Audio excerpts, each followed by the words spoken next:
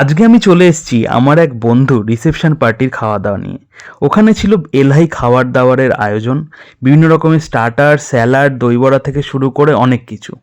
তো প্রথমেই স্টার্টারগুলো খেয়ে নিয়ে নিলাম বেবি বাটার নান আর চানা মশালা, দুটোই জাস্ট ফাটাফাটি ছিল।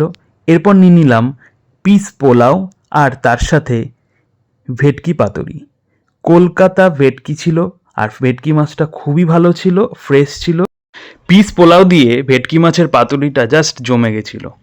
এরপরে নিয়ে নিলাম শো স্টপার বাসন্তী পোলাও আর মাটন কষা।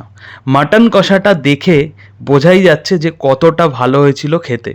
আর মাটনের কোয়ালিটি নিয়ে কোনো কথা হবে না, আর এটা খুব ভালো সিদ্ধও হয়েছিল। সব মিলিয়ে বাসন্তী পোলাও দিয়ে মাটন কষাটা খেতে খুবই ভালো ছিল। আর তার সাথে ছিল চিকেন ডাক বাংলো, আর ছিল চাটনি, পাঁপড়, বেকড রসগোল্লা, গাজরের হালুয়া, গোলাপ জামুন, আইসক্রিম।